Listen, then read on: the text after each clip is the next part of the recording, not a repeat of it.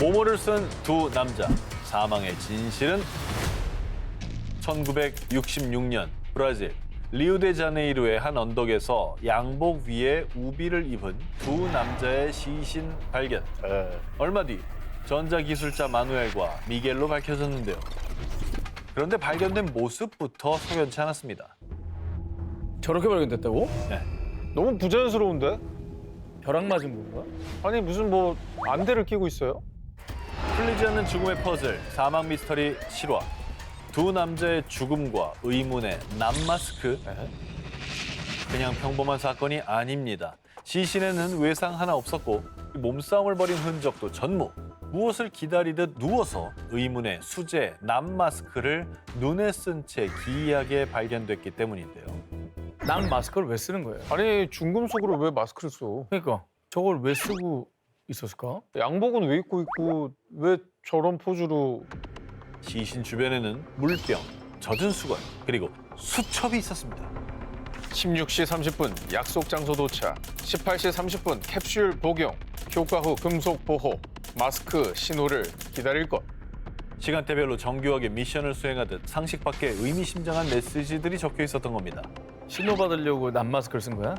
그러니까 지시에 따라 뭔가를 한 것 같아요, 그죠? 외계로부터? 시간대별로 뭔가 있잖아. 근데 그 내용 중에 캡슐은 뭐예요?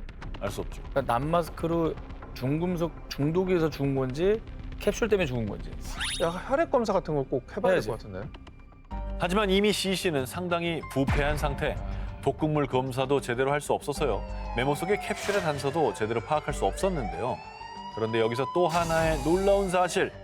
저 두 사람이 UFO 교신 실험, 심령주의 집단 활동에 참여했어요.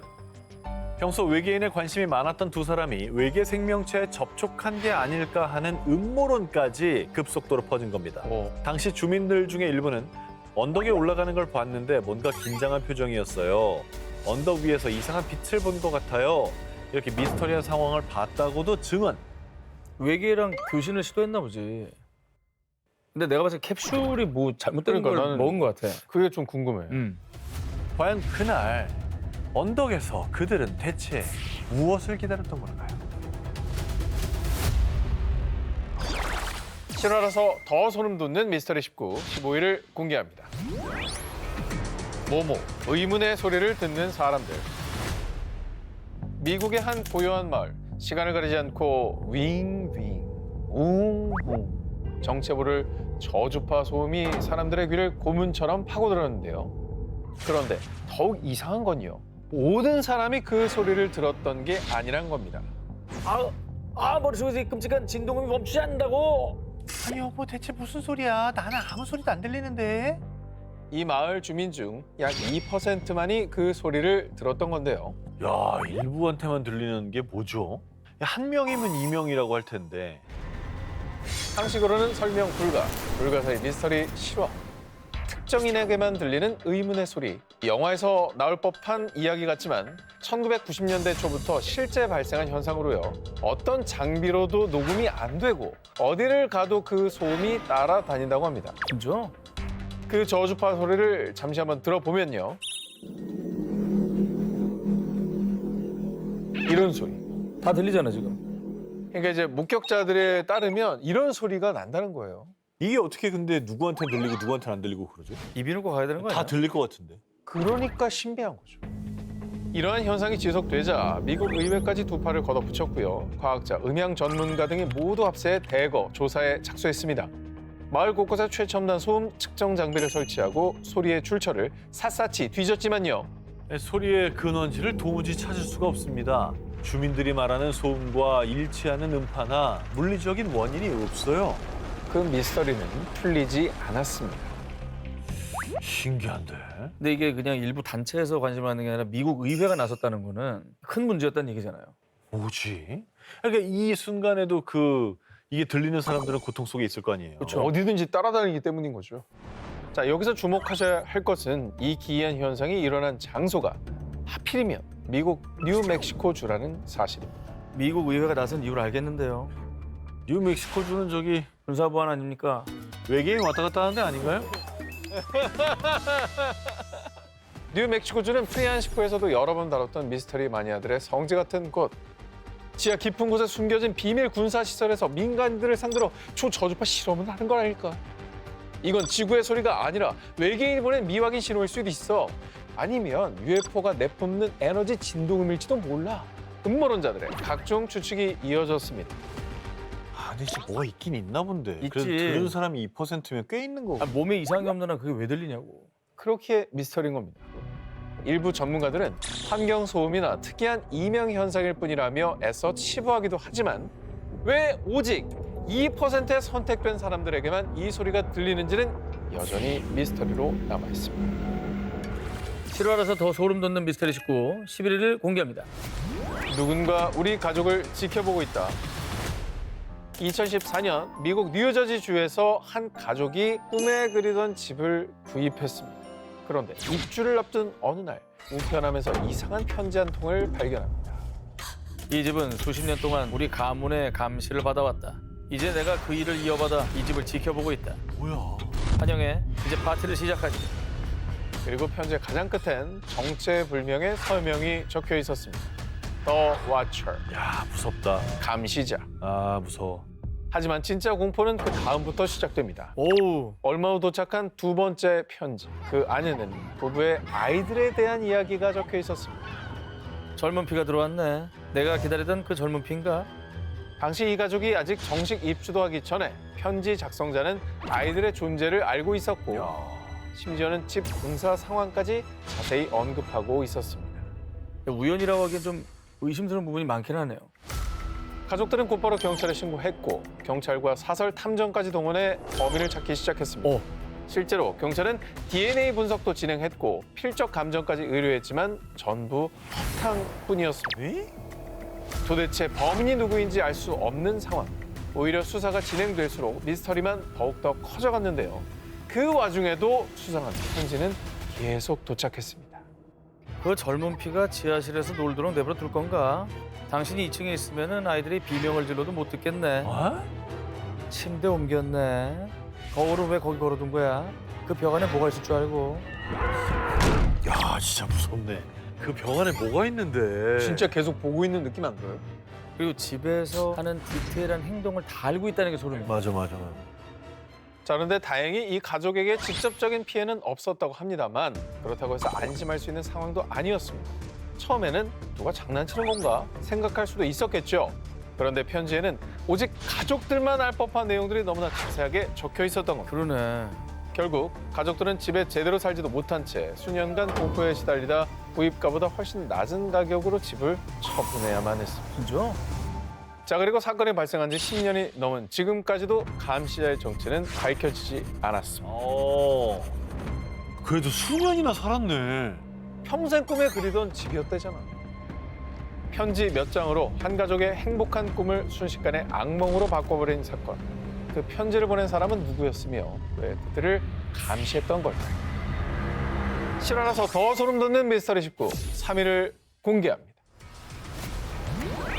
미국 비극이 된 5인방의 그날. 1974년 미국 캘리포니아의 소도시 유바 카운티. 농구를 사랑하며 늘 함께 다니던 5명의 친구 잭 휴잇, 윌리엄 스털링, 잭 마드루가, 테드 와이어, 게리 마티아스. 어느 날 이들은 1시간 거리에서 열리는 농구 경기를 직관하러 가겠다며 차를 타고 떠납니다. 하지만 그 경기가 그들의 마지막 외출이 될 줄은 누구도 몰랐습니다. 아유 왜 그래 또. 그러니까 또 한꺼번에 또 무슨 일이 있었던 거야. 풀리지 않는 죽음의 퍼즐, 사망 미스터리 실화, 유바 카운티 5인 실종 사건. 우선 그들의 차가 발견된 곳부터 미스터리합니다. 왜냐면 집과는 완전 반대 방향의 외딴 지역 산에서 발견. 무려 100km나 떨어진 곳이었던 겁니다. 차 문은 열려 있었고 시동은 꺼져 있었지만 안에 있어야 할 5명은 마치 지워진 듯 흔적조차 없었습니다. 그리고 그로부터 4개월 뒤 비극적인 소식이 들려오는데요. 아 깜짝이야. 여기 사람 있는 것 같은데요? 여기도요. 산속 곳곳에서 친구들의 시신이 차례로 발견된 겁니다. 아이고. 그런데 그들의 사인이 더 충격적이었습니다. 사인이 충격적이라고? 그러니까 죽음의 원인이 뭐였죠? 그들이 사망한 이유는 극심한 영양실조 때문. 뭔 소리야, 건장한 청년들이. 근데 정말 이상한 건 당시 그들이 발견된 곳 근처에는 비상용 식량과 장작이 가득한 산장이 있었습니다. 정말 이상하지 않습니까? 성인 남성들이 충분히 식량이 있는 산장을 코앞에 두고 왜 영양실조로 아사하게 된 걸까요? 헐. 그리고 더 소름 돋는 건 사건 발생 약 50년이 흐른 지금까지도 마지막 한 명인 게리 마티아스는 끝내 온전한 시신을 찾지 못했다는 겁니다. 뭐야? 나중에 그의 신체 일부만 발견됐을 뿐이죠. 납치됐나 보다.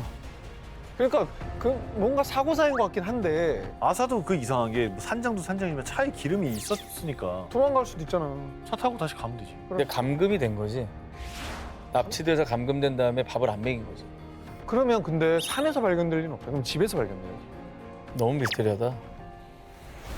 누가 그들을 차에서 내리게 했고 그들은 왜 그 산속에서 비참한 최후를 맞이해야 했을까요?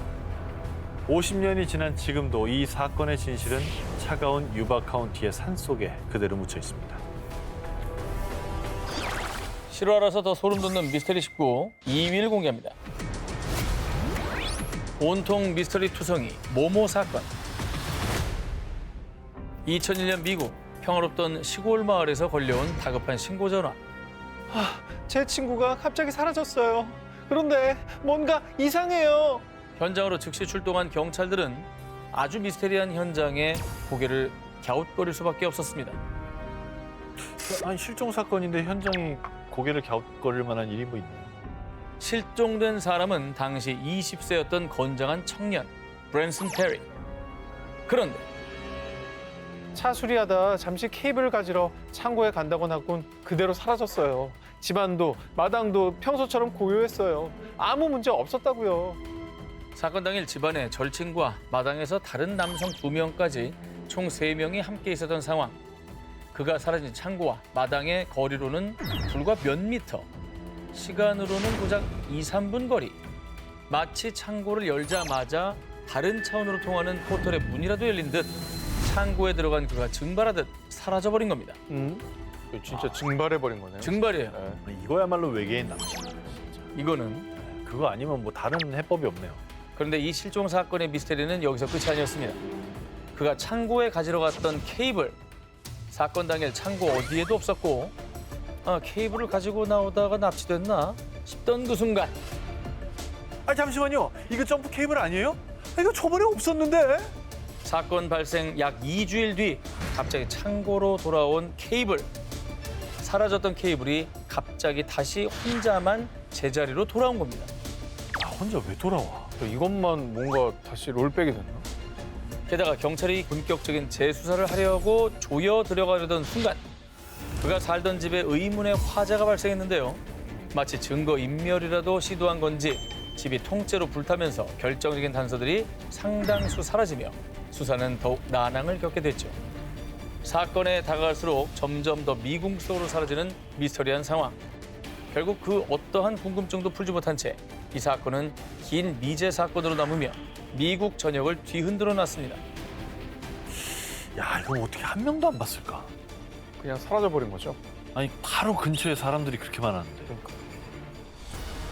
대낮에 연기처럼 증발해버린 청년. 마당을 나선 그 몇 분 사이에 대체 무슨 일이 벌어졌던 걸까요? 실화라서 더 소름 돋는 미스터리 19 1위와 18위 헤드라인 공개해 주세요. 사라진 모모, 그날 이후의 진실들. 쓰레기통에 낯선 남자, 그가 숨긴 진실은? 2020년 5월 29일 영국의 한 도시 브래드퍼드. 근무를 마친 한 남성이 퇴근 후 감쪽같이 사라지는 사건이 발생합니다. 사라진 남성의 이름은 이스마일 알리. 22년 동안 같은 식료품점에서 일하던 평범한 직원이었습니다. 하지만 그날 이후 그를 본 사람은 아무도 없었습니다. 휴대전화도 꺼졌고 계좌 사용 기록도 없었죠. 마치 세상에서 증발해버린 것처럼 말이죠. 아니 다 두고 어디 갔대? 그런데 실종 5년째인 2025년 11월 갑자기 사건은 실종 사건에서 사망 사건으로 전환. 알리가 일하던 식료품점과 관련해 과거 자금 세탁 의혹이 제기됐고요. 이 사건이 그의 죽음과 관련이 있다고 판단. 수사 끝에 여성 3명과 남성 2명, 무려 5명의 용의자가 체포된 겁니다. 그런데 사건은 여기에서 또 한 번 예상치 못한 방향으로 흘러가게 됩니다. 용의자 체포 소식이 알려지고 며칠 뒤 경찰서로 의문의 한 남성이 찾아옵니다. 그 사람들은 알리를 살해한 사람이 아닙니다.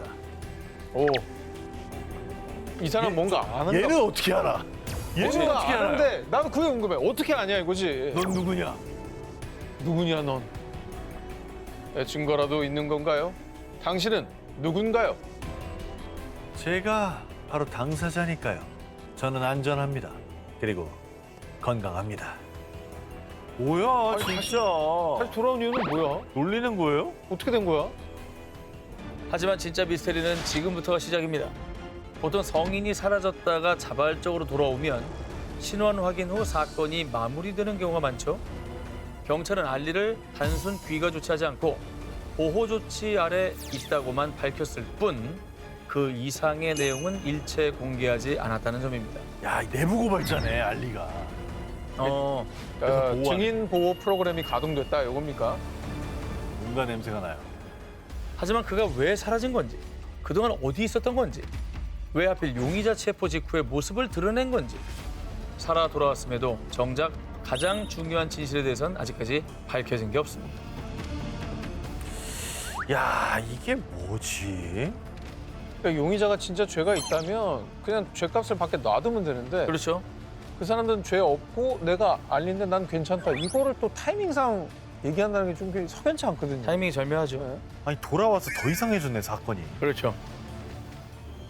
5년 동안 사라졌던 남성은 돌아왔습니다. 하지만 그가 사라졌던 5년의 진실은 아직 돌아오지 않았습니다. 2004년 8월 31일 새벽, 미국 조지아주. 아, 여기 햄버거 매장 뒤 쓰레기통에서 온몸이 피투성이에 벌거벗은 사람이 쓰러져 있어요. 60대 정도로 돼 보이는 남성은 누군가에게 구타당한 듯 온몸은 상처투성이었습니다. 누군가한테 납치돼서 구타당하고 다 당하고 버려진 게 아닐까 싶은데요. 그렇게 생각이 되죠. 그게 이제 가장 먼저 떠오르는 생각이긴 하죠. 경찰도 곧바로 남성을 상대로 사건의 경위 파악을 시작. 당신을 공격한 범인이 누굽니까? 마지막으로 기억나는 게 뭔가요? 아무것도 기억나지 않습니다. 내가 왜 여기 누워 있는지도요. 이 남자는 자신을 공격한 범인만 잊은 게 아니었습니다. 이름과 나이, 가족과 국적까지 자기 자신에 대한 모든 정보를 잃어버린 기억 상실 상태였습니다. 그런데 더 기괴한 건 60대 노인의 행색을 한 그가 스스로를 40대라고 주장했다는 겁니다. 게다가 지갑이나 신분증 그 어떤 것도 발견되지 않으며 남성의 신원은 더욱더 미궁 속으로 빠져들었습니다. 생방은 오리부 중 실종 미스터리 실화, 알몸으로 발견된 신원 미상자. 당시 FBI까지 나서서 그의 신원을 찾기 위해 미 전역을 뒤졌지만 그 어디에서도 그의 흔적은 찾을 수 없었습니다. 이후에 그는 미국의 유명 톡쇼와 C 방송사 등 여러 매체에 얼굴을 공개. 제발 내 가족이 있다면 날 찾아달라 라고 눈물로 호소했지만 미국 전역에서 그를 알아본 사람은 단 한 명도 없었습니다. 이야, 일단 내 가족 중에 한 명이 실종 상태라면 다 볼만한데. 알아봤던 사람도 없었대잖아. 이제 진짜 외계에서 온 것처럼. 그러니까. 이건 또 뭐지? 자, 그런데 11년이 지난 뒤 정말 놀랍게도 기적처럼 그의 정체가 밝혀졌습니다. 진짜? 그의 정체는 인디애나 출신의 윌리엄 버지스 파웰. 뭐 해결됐네요. 된거 아니야? 뭐예요, 이 사건? 다 끝난 거 아닙니까? 그런데 신원이 밝혀지고 나서 더 큰 의문들이 꼬리를 물기 시작합니다. 그가 과거에 강력한 범죄 조직과 연루돼 있었고 자신의 과거를 지우기 위해서 기억 상실증이라는 치밀한 연극을 펼쳤을 가능성이 제기된 것이죠. 허허. 실제로 그가 기억 상실을 주장하던 시절 자신의 본명을 검색한 디지털 기록까지 발견됐지만 그는 끝내 진실을 밝히지 않았습니다. 아, 이건 아닐 것 같아요. 왜냐면 정말 저렇게 숨겨야 되는 사람이라면 저런 닥터쇼에 나가겠어요? 오히려 알리바이. 아이, 그거는, 아이, 그럴 수 있는데 만약에 저렇게 해서 누군가 한 명이라도 알아보면 완전 손해인데? 근데 범죄자가 카메라 앞에 자신의 모습을 드러내는 건 그럼. 한두 케이스가 있는 게 아니에요. 그래요? 되게 많습니다. 그럼 알리바이 만드는 거야. 나 너무 착하게 살았나? 그냥 멍청한 것 같아요. 씨. 결국 11년 만에 이름은 되찾았지만 그에 대한 미스터리는 오히려 더 깊은 심연으로 빠져들었습니다. 진실은 그날 밤 조지아주의 어두운 쓰레기통 속에 여전히 잠들어 있는지도 모르겠습니다.